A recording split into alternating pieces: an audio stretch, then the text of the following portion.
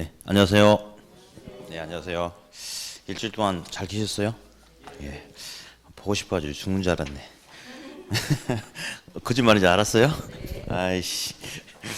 자, 오늘 이제 교재 20페이지 한번 펴보실까요? 20페이지. 예, 20페이지 한번 펴보세요. 20페이지. 예, 앞쪽에 한번 펴보세요. 이제 이 교재 가지고 이제 오늘부터 수업을 시작할 텐데, 먼저 이제 첫 번째, 부동산의 개념과 분류라는 게 나오는데요. 일단은 이제 21페이지를 보니까 어떤 용어가 있냐면, 이런 용어 하나 보일 거예요. 복합 개념이라는 용어가 하나 보일 겁니다. 복합 개념. 보이세요? 보이시죠? 이제 참고로 이 책을 제가 쓴 책인데, 혹시 이제 보다가 오타를 하나 발견했다 그러시면 저한테 꼭 이야기하세요. 그럼 제가 밥 사줄게요. 오타 하나당 밥 한 끼예요. 예, 그래가지고 꼭 오타 걸리면 먼저 온 사람만 밥 사줄 겁니다. 그래서 꼭 이야기를 해주세요. 자, 이제 잠깐 보니까 이제 부동산의 복합 개념이라는 게 나왔는데, 복합은 이제 하나를 말하는 게 아니고 이제 둘 이상의 것을 이제 복합이다라고 이렇게 이야기를 해요.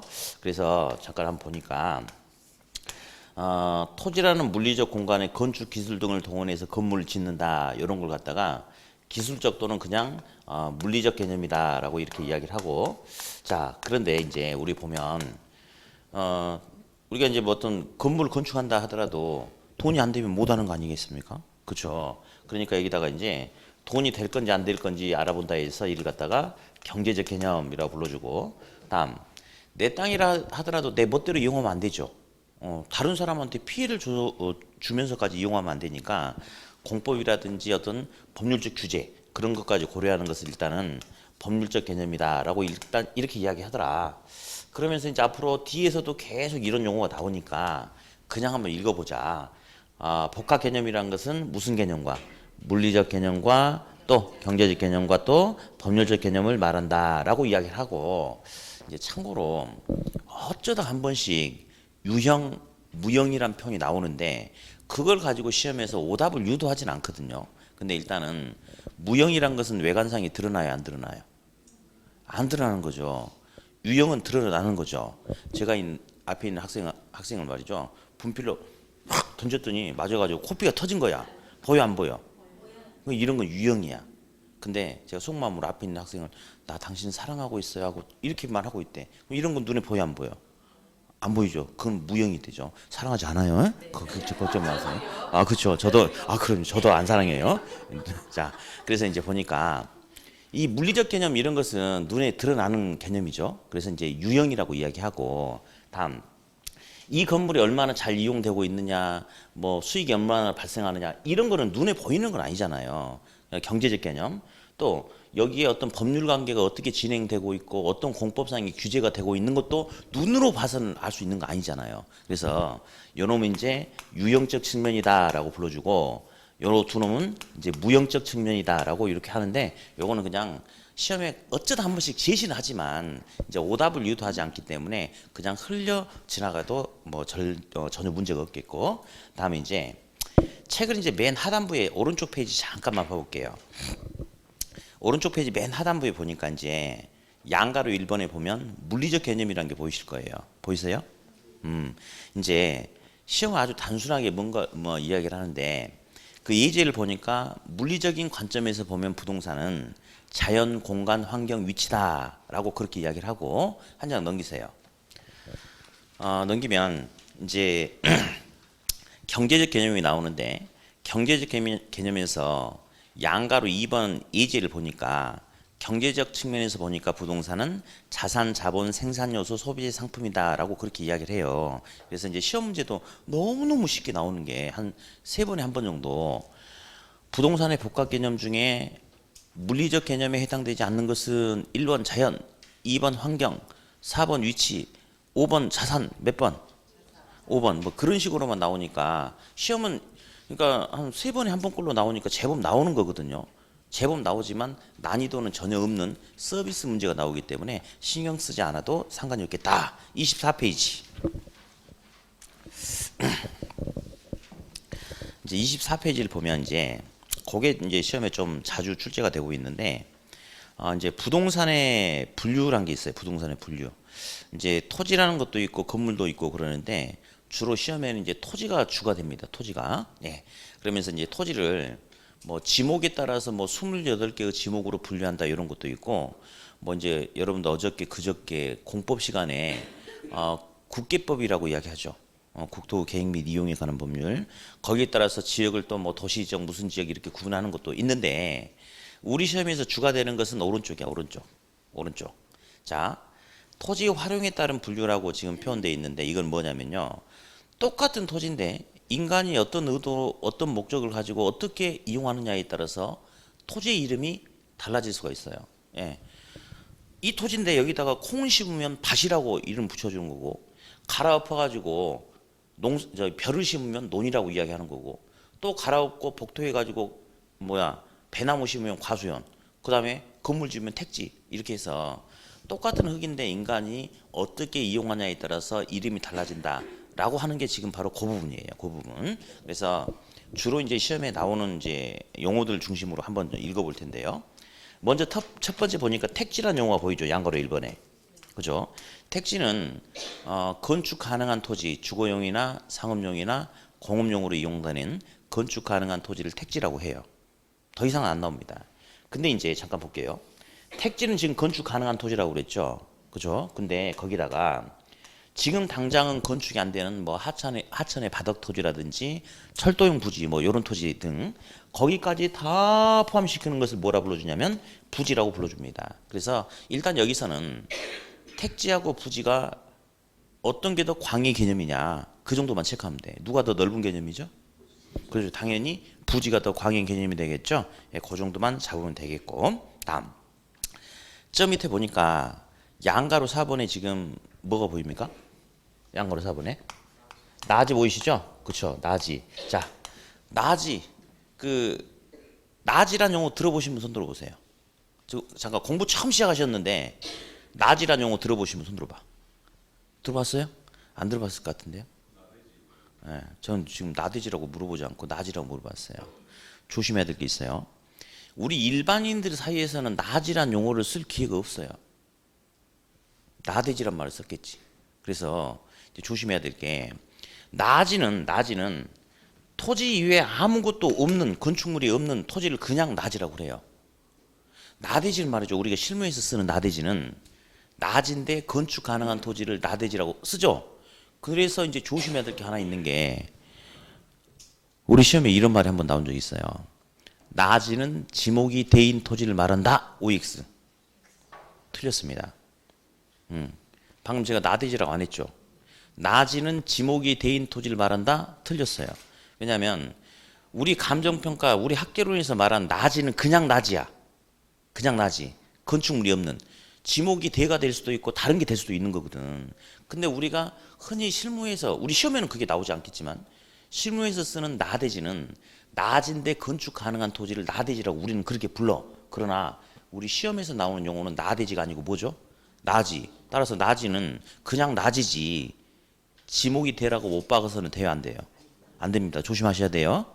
다음 두 번째 한 장을 또 넘겨보니까 양가로 5번에 뭐가 보이냐면 건부지가 보입니까? 그렇죠? 건부지란 것은 건물이 붙어있는 토지를 갖다가 건부지라고 그래요. 건부지.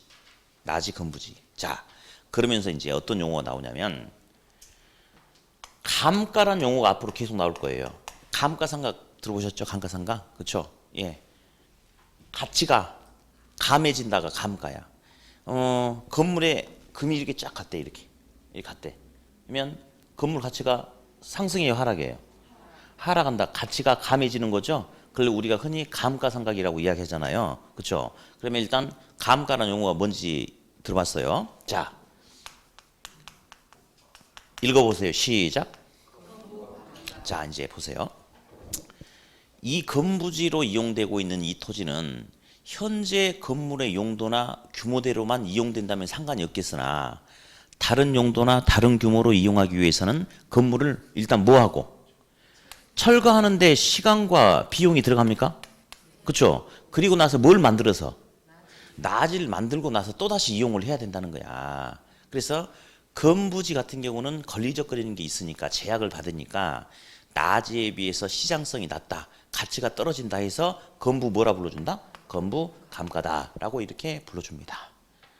그리고 나서 제가 저번 주에도 말씀드렸는데 12월 달 수업 끝날 때까지는 질문도 하지 말고 수업 끝난 다음에 옆에 짝꿍하고 방금 배웠던 내용에 대해서 대화도 하지 말라고 그랬죠.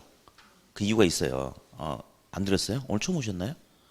처음 왔으니까 안 들었겠죠. 당연한 소리를 하고 있네. 저번 주 이야기한 소리니까. 근데 학교로는 어쨌든 12월까지 아무 생각 없이 수업만 들어야 돼요. 왜 그러냐면 보세요. 제가 지금 건부 강가라고 이야기했죠. 근데 쉬는 시간에 앞에 이 학생이 옆에 학생한테 야 근데 건물이 붙어 있음으로 인해서 오히려 가치가 더 커질 수도 있지 않을까? 그래 그런 거 있어요. 저기 이제 유명한 산이 있는데 사람들이 등산을 많이 다니는 거야. 어? 근데 산 입구에 보니까 식당들 이런 것들이 장사 잘 되잖아요. 근데 여길 갖다가 정부가 그린벨트 지역으로 묶어가지고 개발을 못하게끔 해버린 거야. 그러면 기존의 건축허가를 받지 않는 낮이는 그냥 이제 농사 지어야 돼 이제. 근데 기존의 건축물이 있거나 이런 토지는 그냥 그 용도대로 이용할 수 있죠. 그럼 독점력을 부여받을 수도 있잖아요. 그렇죠? 그러면 오히려 건부 증가가 나타날 수도 있죠. 그런데 시험은 건부 증가는 거의 물어보지도 않아요. 시험은 뭐가 주냐면 건부 감가가 시험의 주가 된단 말이에요. 그러니까 이제 지금 저한테 뭔가 질문하고 학계로는 어느 정도 여러분들이 무르익기 전에는 옆에 짝꿍하고 이야기하면 자꾸 시험에 그러니까 여러분들 지금 모르잖아. 어떤 게 그러니까 건부 증가도 있고 검 감가도 있는데 어떤 게 시험에 절대적으로 더 비중이 있는지 모르시지 않습니까? 그렇죠? 그러니까 어쨌든 학계로는 저한테 질문하러 오셔도 안 돼 지금은. 응? 그리고 옆에 짝꿍하고 대화하면 더더욱 안 돼. 집에 가서 고민도 하지 마. 그래가지고 그냥 흘려 듣고 보내는 게 상책입니다. 12월까지는. 네, 좋습니다. 다음 양갈 6번에 보니까 이제 획지하고 필지라는 용어가 보입니다. 보이시죠? 그죠? 그 밑에 그림을 보니까 지적도상에 지번이 3개가 있군요. 17-1번지, 17-2번지, 산 24번지 3개 있죠. 세 필지라고 이야기해요. 필지란 하나의 지번으로 이루어진 토지의 등록 단위를 필지를 합니다. 그러니까 17-1, 2, 24 해서 3개 있죠? 그렇죠? 몇 필지? 세 필지. 자, 그런데 용도를 보니까 17-1과 17-2번지는 동일한 용도입니까? 주거용지? 그죠? 다음 옆에 산 24는 임야입니까? 그러면 토지 이용의 형태는 크게 몇 가지 형태로 나타나고 있죠? 2가지죠. 2개의 획지라고 합니다. 2개 획지. 일단 감 잡는 게 중요해요. 필지는 지번을 말해. 지번. 3개의 지번. 획지는 토지 이용 활용의 단위. 2개의 토지 이용. 그렇게 해서 일단 필지하고 획지에 대한 기본 개념 정도만 잠깐 보시면 돼요. 네. 다음 오른쪽에 보니까 후보지 이행지라는 용어가 있는데요. 우리 시험에 제법 중요한데 2군데에서 출제가 돼요. 지금 이 앞쪽하고 맨 뒤쪽에 이제 그 감정평가라는 파트가 있거든요. 2군데에서 출제가 되는데 일단 한번 볼게요. 거기 이제 보니까 양가로 7번이군요. 옆에다가 ing라고 한번 써보세요. ing. 그리고 원칙 후, 예외 전. 일단 쓰세요. 생각하지 말고. ing 원칙 후, 예외 전.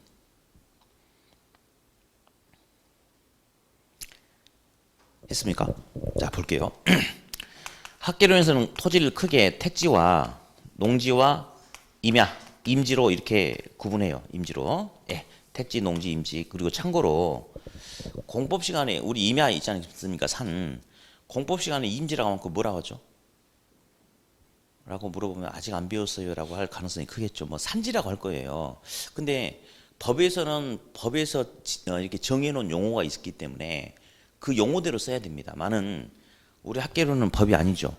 그러니까 용어 선택에 있어서 자유롭습니다. 산이라고 하든지 임야라고 하든지 다 똑같은 소리예요. 자, 그럼 이제 크게 보면 이렇게 택지, 농지, 임지로 구분하는데 택지는 주택지, 상업용지, 공장용지라고 또 다시 세분화시킬 수 있고 농지는 전답, 과수원 세분화 시킬 수 있고, 임지는 신탄림, 용재림, 경재림 이렇게 하는데, 선생님 신탄림이 뭡니까? 시험에 절대 그런 거 안 나옵니다. 네, 땔감으로 쓰는 나무, 예, 용재림, 경재림, 뭐 목재로 쓰는 나무 이런 건 전혀 의미가 없는 거니까 생각도 하지 말고.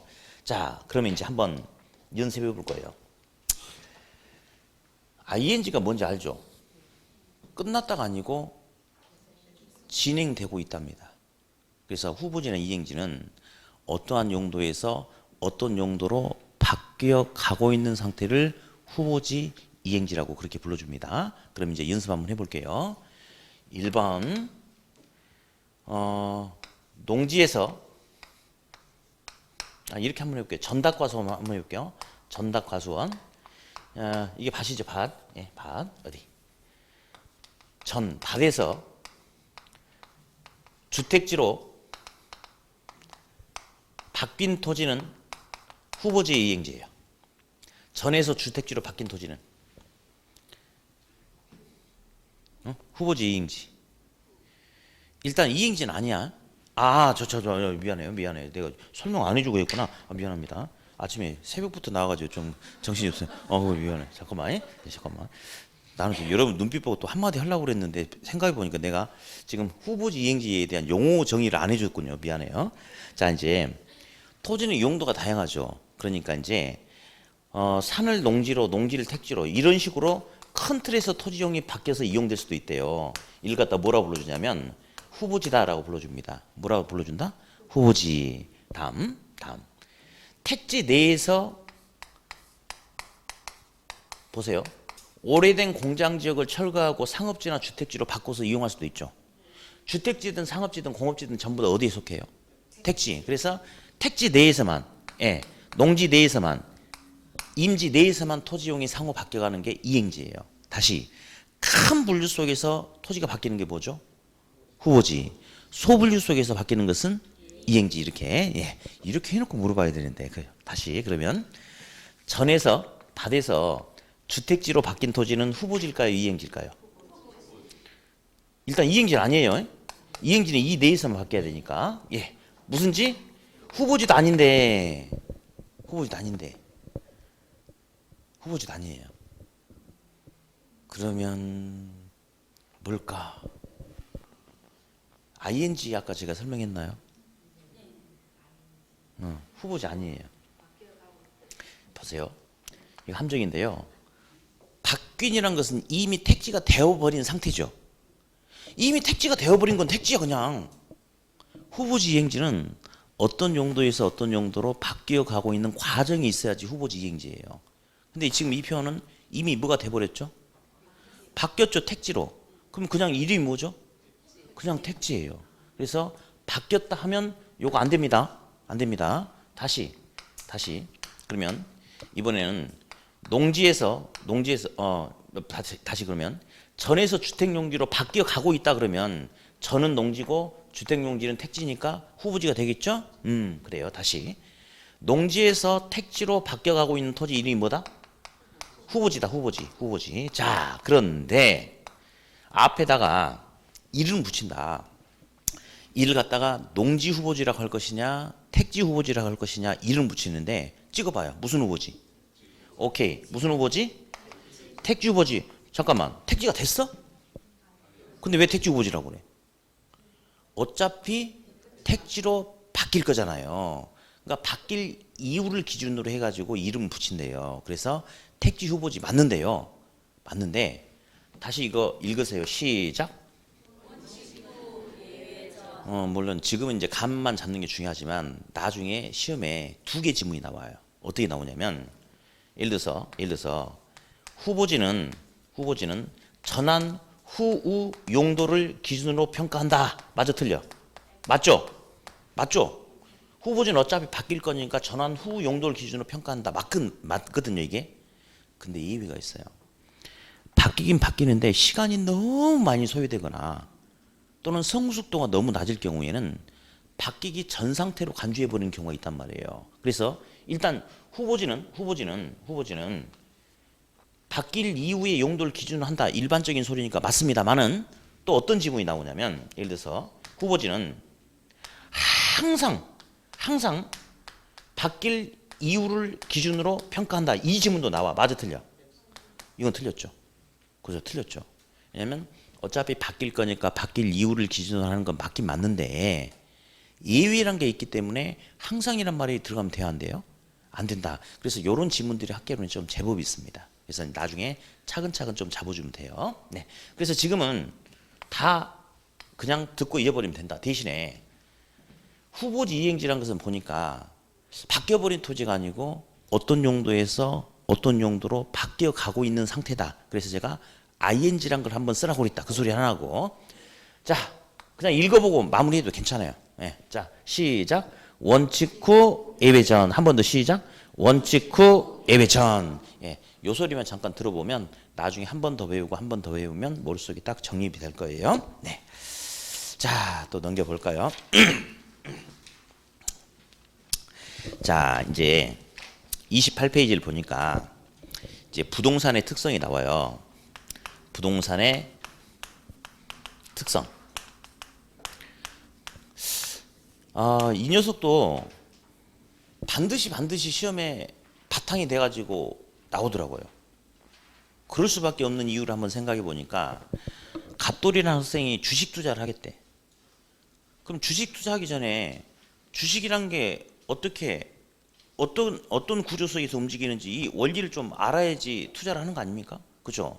그럼 우리가 배우는 게 부동산을 가지고 배운단 말이에요. 우리가. 그러면 부동산이 가지고 있는 독특한 모습들이 어떤 건지 그 본질을 알아야 되지 않겠습니까? 그래서 시험에 이제 항상 출제가 되는데 일단은 오른쪽 페이지 맨 상단에 잠깐 보니까 그 물리적 특성이라는 용어 하나 보이실 거예요. 보이시죠? 그죠? 거기 이제 바로 밑에 동그라미 1번의 개별적 특성, 동그라미 2번의 일반적 특성이라는 용어가 보일 겁니다. 보이죠? 그거는 이제 시험에 이제 직간접적으로 딱 3번 정도 나왔는데 딱 한 줄 나오거든요. 그러니까 살짝 한번 듣기만 하면 돼. 자, 토지가 움직이지 않는 것을 뭐라 불러주냐면 부동성이라고 그래요. 자, 토지가 움직이지 않는 걸 뭐라 한다? 부동성. 자, 어디? 부산의 토지는 움직여요, 안 움직여요? 안 움직이죠. 물론 이제 개 중에 술을 좋아하신 분은 갑자기 토지가 흔들리거나 벌떡 일어나는 경우도 있지만 정상적인 사람은 움직이지 않죠. 그죠? 예. 대구에 있는 토지는 움직여, 안 움직여? 안 움직이죠. 저희 집이 이호수예요. 이호수에 있는 토지는 움직일까요, 안 움직일까요? 움직입니다. 진짜. 거짓말인지 알았어요? 자, 볼래요? 이 부동성이란 토지가 움직이지 않는다는 이 성질은 지역에 상관없이 모든 토지에 예외 없이 공통적으로 동일하게 나타나는 특성이죠. 그걸 갖다가 동그라미 니은 일반적 특성이라고 그래요. 무슨 특성? 일반적 특성이에요, 이런 게. 근데 위치, 크기, 모양, 지세, 배수 상태 이런 것은 토지마다 완벽하게 100% 일치하는 토지가 존재해요, 안 해요? 안 하겠죠? 토지마다 다 달리 나타나는 방금 제가 이야기했던 그런 특성을 뭐라고 하느냐면 개별적 특성이라고 그래요. 시험 문제는 딱 한 줄 나오면 한 줄 단순하게 뭐라고 나왔냐면 위치, 크기, 모양 등 토지마다 개별적으로 다 달리 나타나는 특성을 일반적 특성이라 한다. OX 틀렸죠? 무슨 특성이죠? 개별 특성. 그 정도만 나오기 때문에 한 번만 지금 들어만 주시면 됩니다. 이제 더 시험에 중요한 게 있어. 이제 중간에 보니까 이렇게 양가로 2번에 보니까 자연적 특성과 인문적 특성이라는 용어가 보이실 거예요. 그래서 어디 동그라미 1번에 보니까 자연적 특성, 그런데 거기 보니까 뭐 본원적 특성이라는 용어도 뭐 이렇게 있고요. 네. 다음 동그라미 2번에 보니까 이제 뭐라고 나냐면 인문적 특성이다라고 이렇게 이제 나와 있는데 인문적 특성은 이제 경제적 특성이다라고도 합니다. 어디 토지가 움직이지 않는다가 부동성이라고 잠깐 제가 말씀드렸잖아요. 그죠? 네. 근데 토지가 움직이지 않는 거 맞죠? 근데 인간이 토지를 못 움직이게끔 못질을 해서 안 움직이는 겁니까? 아니죠. 토지가 움직이지 않는다는 것은 원래부터 자연적으로 움직이지 않은 거 맞습니까? 그런 걸 갖다가 자연적 특성 또는 본원적 특성이다라고 그렇게 불러줍니다. 그러면 어디 이런 자연적 본원적 특성은 인간에 의해서 변하는 게 아니고 본래부터 원래부터 있는 거기 때문에 선천적이고 불변적이고 고정적이다 이런 표현 써도 괜찮겠죠. 그렇죠? 다음 이제 앞으로 인문이라는 용어가 종종 등장할 텐데요. 예. 인문이라는 것은 뭐냐면 인간이 경제활동을 하면서 뭔가 인간에 의해서 변화되고 나타나는 것을 인문이라고 그래. 또는 인문적 특성, 경제적 특성이라고 하는데 요건 좀 다 나오긴 하지만 요게 이제 시험에 더 주고 어디 요런 말이 하나 있는데 그냥 들어볼 거예요. 뭐라고 써놨습니까? 용도의 다양성. 어디 토지는 용도가 다양합니까? 맞잖아요. 요런 용도로 쓰다가 용도를 바꿔서 다르게도 쓸 수 있고 그렇지 않습니까? 자, 그런데 토지는 용도가 다양한데 토지 스스로가 자기 용도를 다양하게 쓰나요? 아니죠. 누구에 의해서? 인간의 어떤 필요 목적에 의해서 인간이 그렇게 바꿔 쓰는 거 아닌가요? 그렇죠? 그래서 인문적 경제적 성이라 하면서 후천적이고 유동적이고 가변적이라고 표현해도 되겠습니까? 그럴 수 있겠죠? 네. 시험은 요놈 일단 줍니다. 네. 일단 요거 가지고 갈 텐데 교재 맨 밑에 보니까 그 부동성이라는 용어 하나 보이실 거예요. 보이시죠? 안 보인가? 예, 부동성. 한 장 넘겨보실까요? 영속성 보이실 거예요. 밑에 또 부증성이 있습니까? 그 다음에 개별성, 인접성이 있는데요. 물론 다 나옵니다만은 시험에 주가 되는 애들이 요 애들이 주가 됩니다. 그래서 이 세 놈들 가지고 잠깐 이야기를 해볼 겁니다. 다시 전 페이지로 돌아가세요. 전 페이지로 가세요. 네. 부동성 나왔죠? 부동성 하면 이제 토지가 움직이지 않는다 해서 동그라미 2번에 중요한 용어가 있는데 동그라미 2번 밑에서 두 번째 줄에 보니까 외부 효과라는 용어가 보일까요? 외부 효과 용어 보였죠? 맨 밑에 보니까 지역 분석 보입니까? 예, 외부 효과 지역 분석 체크해 가지고 잠깐 설명 좀 할게요. 외부 효과라는 것은 토지는 움직이지 않아요. 내 토지는 그대로고 관리도 잘 해놨는데 옆에 혐오시설인 쓰레기 매립장이 내 토지 인근에 들어서 버리면 더럽죠. 냄새나죠. 내 토지 가지고 도망갈 수 있어요, 없어요? 야, 토지야, 더러운 거 생겼으니까 딴 데로 가자. 안 되잖아요. 그러니까 토지가 움직이지 않으니까 내 토지 외부에 혐오시설이 들어온다면 그로부터 영향을 받아서 토지 가치가 하락할 수 있나요? 그렇죠? 그런 게 바로 외부 효과라고 이야기해. 자동차는 외부 효과가 발생하지 않아. 자동차는 옆에 더러운 게 생기면 차를 딴 데로 옮겨버리면 되니까. 근데 토지는 움직이지 않으니까 외부 지역으로부터 영향을 받죠. 그게 일단 무슨 효과라고요? 외부 효과. 다음 100평짜리 토지하고 100만 평짜리 토지하고 누가 더 비쌀까요? 어이구 똑똑해. 학교로는 그때그때 달라요. 이것만 잘 잡아내면 되는 거야. 예. 같은 동네라면 이게 훨씬 더 비싸겠죠. 근데 여기는 강남이고 여기는 또 쫙 태백산 정상 끝에 어디 듣도 보도 못한 토지라고 한다면 가격 차이가 완전히 달리 나타날 수 있겠죠. 그렇죠. 따라서 이제 물론 토지의 용도라든지 토지의 면적이라든지 이런 것도 물론 토지 가치에 영향을 끼칠 수 있긴 있는데 그건 일단 나중 문제야. 응? 이 토지가 어떤 지역에 있는지 이 토지가 속해 있는 주변 지역이 어떤 상태인지 거기에 따라서 토지 가치가 크게 영향을 받겠죠. 토지가 움직이지 않으니까. 따라서 토지는 움직이지 않는 부동성 때문에 외부로부터 영향을 받는 외부 효과가 발생하고 그로 인해서 지역 분석의 근거가 된다라고 그렇게 이야기를 합니다. 한 장 또 넘깁니다.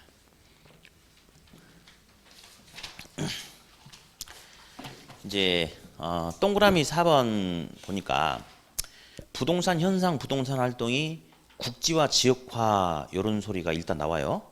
보이시죠? 그죠? 오늘 눈 되게 많이 오던데.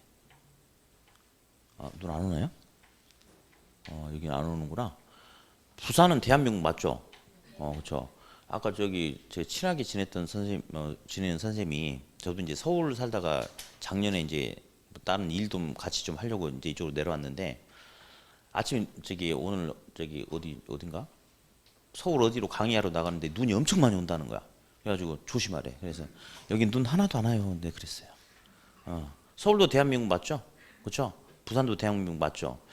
똑같은 대한민국인데 어디는 눈이 오고 어디는 눈이 안 오는 거야. 그런 걸 우리가 국지적 현상이다 이렇게도 표현해 주거든요. 그럼 보세요. 토지는 움직이지 않아요. 주택도 움직이지 않아요. 그러다 보니까 동일한 용도, 동일한 규모 부동산이라 하더라도 지역이 다름에 따라서 어디는 비싸고 어디는 싸고, 동일한 용도, 동일한 규모 부동산이라 하더라도 지역에 따라서 어디는 거래가 활발하고 어디는 거래가 거의 나타나지 않고 지역마다 다르죠. 그걸 갖다가 국지적 현상이다, 지역적 현상이다 라고 그렇게 이야기합니다.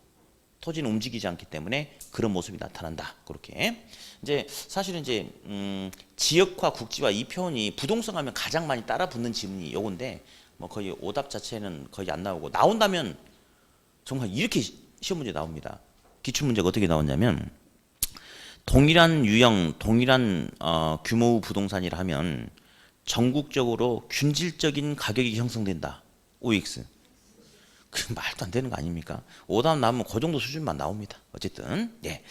그리고 이제 나중에 우리가 써먹어야 될 용어가 있기 때문에 지금 미리 좀 이야기를 할 텐데, 그 옆에 잠깐 보니까 이제 그 부분 시장이라는 용어가 하나 보이세요?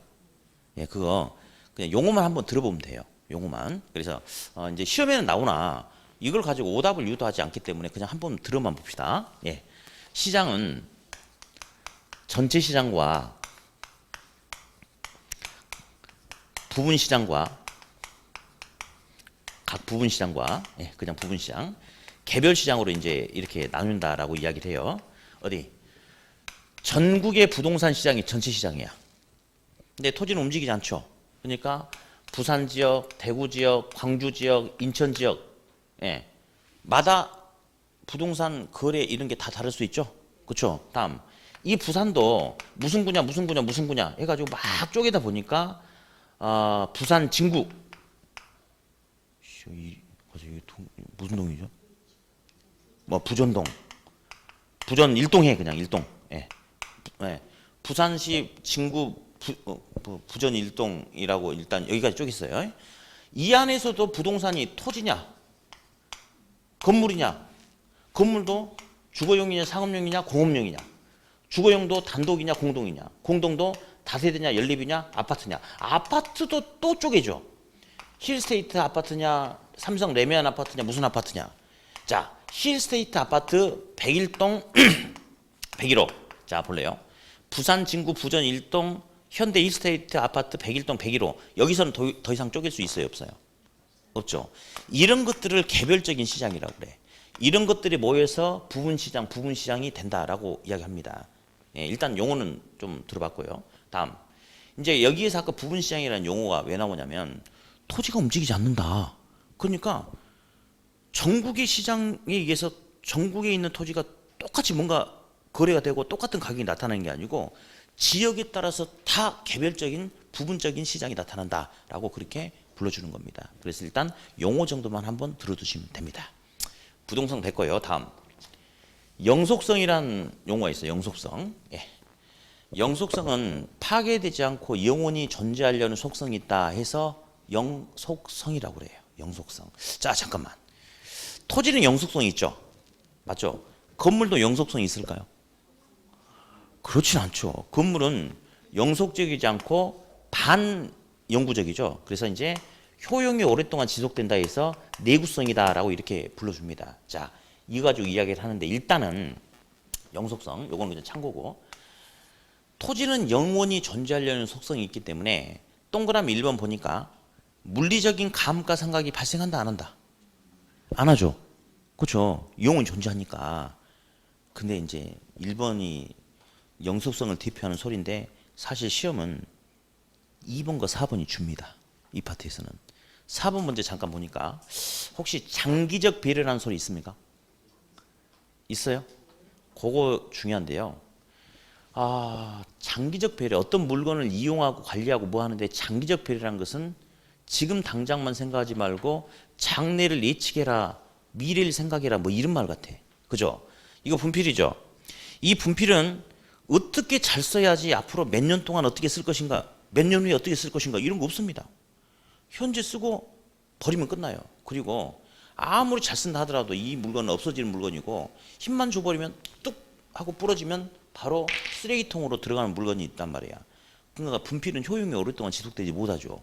그러니까 장기란 말이 없는 거야. 그러나 토지나 건물은 영원히 존재하거나 반영구적으로 존재하니까 투자하거나 이용하거나 개발하거나 관리할 때 장기적 배려해야 돼, 안 해야 돼?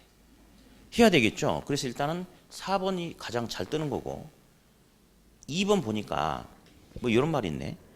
소유와 이용의 분리가 가능하여 토지에는 임대차 시장이 발달할 수 있다. 이런 표현이 있죠. 그렇죠? 제가 이제 아침에 산삼을 한 뿌리를 갖고 왔어요. 산삼을. 네. 눈독 들이려고 하지 마세요. 네, 농담이니까. 산삼을 갖고 왔는데 우리 원장님이 자기한테 좀 빌려달라는 거야. 네, 쓰고 준대. 그래서 제가 빌려줬어. 그리고 1시간 끝나고 나가 보니까 갑자기 원장님 배가 이렇게 튀어나와 있는 거야. 근데 산삼 어디 있어 했더니 자기가 먹어버린 거야. 자 보세요. 산삼 같은 일반 이런 재화들은 없어져서 사라져 버릴 수 있는 거죠. 그죠? 근데 토지는 없어지지 않고 영원히 그 자리에서 존속합니까? 그죠? 그렇기 때문에 토지는 소유권을 가지고 있는 소유자가 자기가 이용하지 않고 일정 기간 동안 다른 사람에게 사용료를 받고 임대차 할 수 있어요, 없어요? 있죠. 그래서 소유와 이용의 분리가 가능한 임대차 시장이 발달할 수 있다라고 그렇게 표현합니다. 그래서 일단 동그라미 2, 4번이 여기서는 이제 핵심이 되는 거예요. 네. 그다음에 3번도 잠깐 보는데, 토지는 영속성이 있으니까 소모를 전제로 하는 재생산 이론이 적용되지 않는다. 뭐 이런 말이 있는데 무슨 말이냐? 부산에서 제 친구가 분필 만드는 공장을 해요. 근데 계속 분필을 만들고 있는 거예요.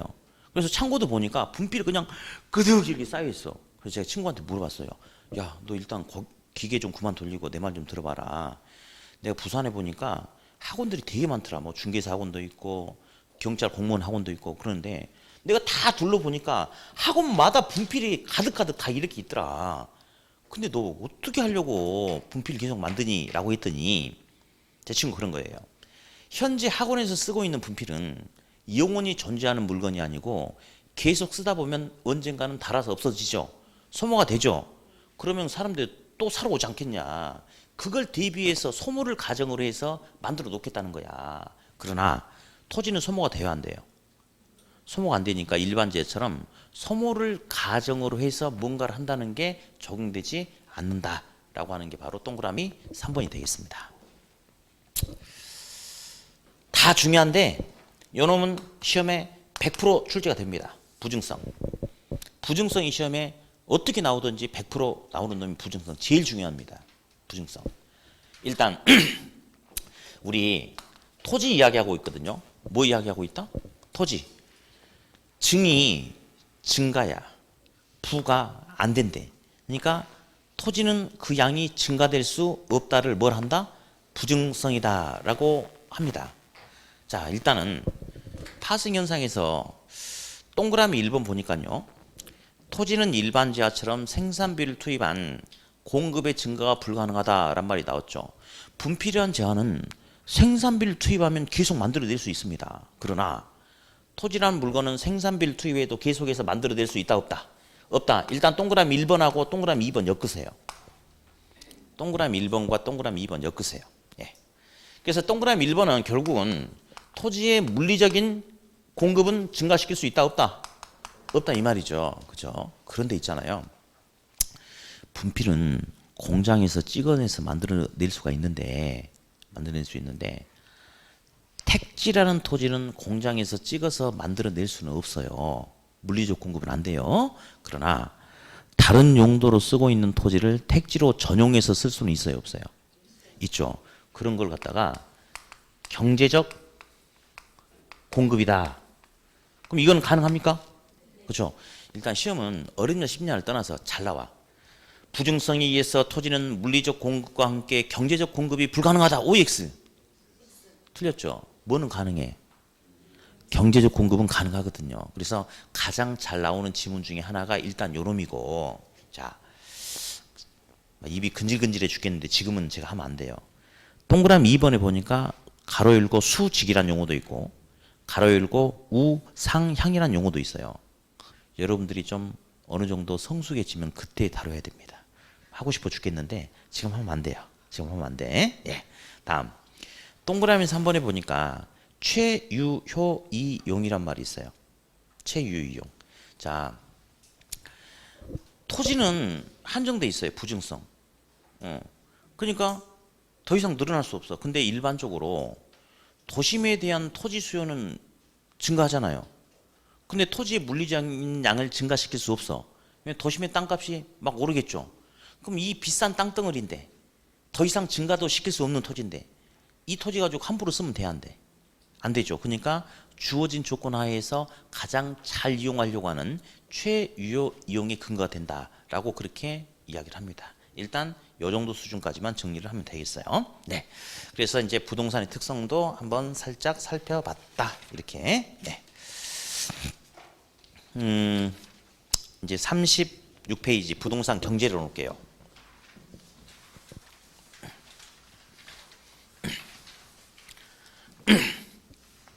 36페이지.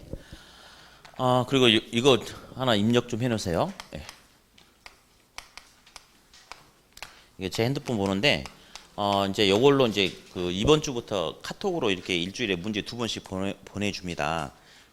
이제 일단은 입력해가지고 문자를 저한테 보내셔야 돼, 문자를. 그래가지고 뭐 부산에 누굽니다라고 문자를 보내주셔야지 제가 그 카톡에다 즐겨찾기에 등록을 시켜놓는단 말이에요. 그러면 그 학생들한테 이제 문제를 보내주는데, 지금 이제 이번 주부터 벌써 보내고 있는데, 제가 이제 문제를 이렇게 카톡으로 문제 이렇게 보냅니다. 예를 들어서 12월 3일 날 A란 문제 이렇게. 그래서 이제 문제를 보내고 확인은 다음에 박덕연의 부동산 학개론 카페가 있으니까 이 카페에 보면 이 문제 확인하는欄이 별도로 있어요. 그래서 거기 보면 12월 3일 날 A 문제 해가지고 정답 해설이 이렇게 달아져 있거든요. 이렇게 이제 할 건데 이제 이게 하는 이유가 이게 이제 그 사실은 우리 공부가 어렵진 않은데 이제 그 일주일에 구조적으로 한 과목을 일주일에 한 번만 배운다는 게 문제가 있는 거예요. 오늘 우리 학개론 배우죠. 그리고 이제 우리 헤어졌다가 다 잊어버린 상태에서 이제 일주일에 또 보는 거야. 그러면 학개론에 대한 감이 떨어지는 거예요.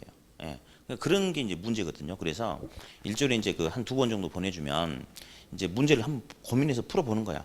예. 풀어보면서 중간중간에 한번 고민해 보면 학개론에 대한 감이 덜 떨어질 수 있거든요. 예. 그런 목적 때문에 하는 거니까 이렇게 해서 이제 잘 활용을 하시면 나중에 좀 도움 되실 겁니다. 네. 자, 됐고요. 이제 어디? 부동산 경제론 하는데 이제 부동산 수요란 것과 부동산 이제 공급이란 것 가지고 이야기할 텐데 제가 이제 저번 주에도 잠깐 이야기했는데 일단 먼저 우리 부동산에 대해서 이야기하는데요. 이제 분필은 일반 재화잖아요. 분필은 그죠? 일반 재화라는 물건과 토지나 건물 등의 부동산과의 차이는 많이 있겠지. 근데 이쪽 파트에서 우리 시험에서 가장 강조하는 차이는 이겁니다. 분필은 뭐죠?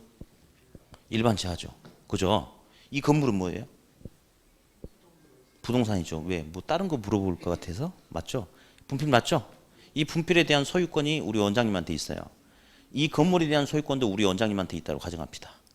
제가 강의를 하는데 고의로 분필을 부러뜨렸어요. 지금 카메라를 다 보고 있을 거야 분명히. 그치? 그래도 저한테 아무 소리 할까요 안 할까요? 안 합니다. 제가 지금 고의로 파손시켰잖아요. 우리 원장님 거를. 저한테 아무 소리 안 할걸요. 나가도. 왜 그럴까요? 그렇지. 싸니까 그래. 싸니까 아무 말도 안 해요. 100원도 안 되는데 뭐. 예. 근데 제가 심심해서 장난 삼아서 이 원장님 건물에다 휘발유 뿌리고 불 질러버리면 저를 때려 죽일지도 모를 거예요 아마. 자, 그게 이제 우리 시험에서 가장 중요한 거야. 일반 제한은 싸고 부동산은 비싸다라고 했더니 쉬는 시간에 선생님 다이아몬드 몇 킬로짜리 이런 소리 하지도 말고 우리 시험에서 일단은 부동산 하면 이쪽 파트에서는 부동산은 싸다 비싸다. 부동산은 비싸다. 그러면 제가 이제 말로만 좀 정리할 거예요. 부동산은 비싸거든. 그러면 마음만 가지고는 할 수 있어 없어? 저 좋은 부동산이 급매물로 나왔대. 10억짜리가 6억이 나왔대. 사면 돈 될 것 같대. 그러나 다 살 수 있나? 아니죠. 부동산은 고가니까 돈이 있는 능력이 있는 사람만 살 수 있는 거죠. 다음.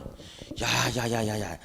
저기 내가 아는 어떤 사람이 빌라 건축업자인데 야 요즘 빌라 지어가지고 떼돈 벌었다더라.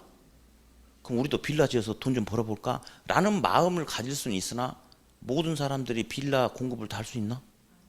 빌라 짓는데 돈도 많이 들어가죠? 따라서 부동산은 고가니까 능력 안 되는 사람은 시장에 참여할 수 있다 없다? 능력 안 되는 사람은 시장에 참여할 수 없다. 없다. 다음. 부동산이라는 물건. 이 부동산이란 물건의 거래가 이루어지려면 가격에 의해서 거래가 이루어지겠죠? 그렇죠? 자, 그리고 이제 처음 공부하신 분들이 있으니까 다시 한번 이야기하는데 부동산 거래는 매매를 말해요? 임대차를 말해요? 둘 다죠. 둘 다지. 매매도 거래고 임대차는 거래 아닌가? 둘 다 맞죠? 부동산 매매가 이루어지면 이 주택 소유권을 넘기는 대가로 3억을 받았대. 3억은 가격이야. 영어로 프라이스, P라고 씁니다. 가격. 근데 이 주택 월세를 내놨는데 월세 100만 원 받는데 이 100만 원은 임대료, 렌트, R입니다. 사실은 정확하게 말하면 거래 가격과 임대료는 분명히 다른 소리잖아요. 근데 우리 시험에서는 동일하다고 합니다. 동일하다. 그래서 우리는 있잖아요. 저도 이제 강의를 항상 그렇게 맘먹고 강의를 하는데 솔직히 강의하다 보면 좀 이건 너무 아닌데 사실 이게 아닌데 이런 생각이 드는 게 되게 많아요. 근데 절대 저는 그런 생각 가지려고 안 해요. 왜냐 여기는 공부하러 온 게 아니고 합격하러 온 거기 때문에 강사가 이런 생각 저런 생각 자기 생각이 있다 하더라도 학원에서는 아무 의미 없는 거야. 그냥 무조건 이렇든 저렇든 시험에서 원하는 대로 가는 거예요. 그래서 앞으로 1절 딴소리도 하지 말고 P는 R이다. 시작. P는 R이다. R은 P다. 가격과 임대료는 동일하다. 동일하다. 무조건 이렇게 해야 되니까 딴 생각 하지 마세요. 네. 그럼 어디? 수요 공급이 있는데 수요는 돈을 줄 테니까 물건 주세요라고 디맨드 요구하는 거예요. 물건 주세요. 돈 줄게요. 이렇게. 예. 그래서 이제 수요는 D라고 써주고 공급은 돈을 받고 물건을 제공한다 해서 서플라이 S라고 이렇게 불러줍니다. 그래서 이제 다시 한번 수요는 D, 공급은 S라고 표현해 준다고 그랬죠? 그러면 곡선 옆에 D가 붙으면 D 곡선이라고 그래. 근데 D 곡선 맞는데요. 읽을 때는 그렇게 안 읽어. 어떻게 읽어? 수요 곡선 이렇게 있겠죠? 네. 다음. 곡선 옆에 S가 붙으면 S 곡선인데 S 곡선이라고 안 읽고 뭐라고 할까요? 공곡선이라고 이렇게 한다고 그랬어요. 네. 자, 그러면 어디? 수요자 같은 경우는 가격이 상승하면 어디 소비자는 싼 걸 좋아해, 비싼 거 좋아해? 싼 거 좋아하죠. 그러면 소비자는 가격이 상승하면 사고자 하는 수요량을 증가시킨다, 감소시킨다? 감소시킨다. 가격이 하락하면 싸니까 수요량을 증가시킨다. 맞죠? 가격이 상승하면 반대로 수요량을 감소시키고 가격이 하락하면 반대로 수요량을 증가시키고 가격과 수요량은 비례 반비례. 반비례 관계죠. 반대로 갔으니까 반비례 관계. 다음. 공급은 공급자는 돈을 받는 사람이니까 어차피 물건 주고 돈을 받는 사람이니까 많이 받는 게 좋아요? 조금 받는 게 좋아요? 많이 받는 게 좋죠. 그러면 가격이 상승하면 공급자는 공급량을 증가시키겠죠. 가격이 하락하면 공급량을 어떻게 해요? 감소시키겠죠. 그렇죠. 가격이 상승하면 돈이 되니까 더 많은 공급량을 증가시키고 가격이 하락하면 돈이 안 되니까 공급량을 줄이고 가격과 공급량은 비례 반비례. 비례 관계죠. 자, 이제 여기서 수요 곡선 있잖아요. 근데 가끔 책이나 이렇게 시험 문제에 보면 수요 곡선 옆에 마이너스가 이렇게 붙기도 합니다. 마이너스 반비례입니다. 왜 그러냐는 설명해 줄 수 있으나 시험에 안 나와. 뭐냐? 저기 수요는 가격이 상승하면 반대로 수요량이 감소하고 가격이 하락하면 반대로 수요량이 증가한다. 분자 분모가 반대 관계죠. 그 값은 음의 값이 나오거든. 그래서 마이너스가 붙어. 근데 이런 논리를 원하지도 않아. 그리고 저거 가지고 오답을 주지도 않아. 근데 이제 나중에 책을 읽거나 문제 풀 때 갑자기 D 옆에 마이너스가 붙거나 S 옆에 플러스가 붙으면 이게 뭘까라고 궁금해할까봐 미리 잘라버린 거야. 그냥 설마 시험이 거지같이 D 옆에다 플러스 붙이고 이런 문제는 안 나옵니다. 그래서 이제 자 이런 오답은 안 나오니까 듣기만 하면 되는 거야. 지금 가격과 수요량 무슨 관계? 반비례 관계. 반비례는 그냥 뭐라고 표현해 준다? 마이너스로 써주는 겁니다. 다음. 가격과 공급량은 비례 반비례? 비례. 비례는 그냥 뭐라고 써준다?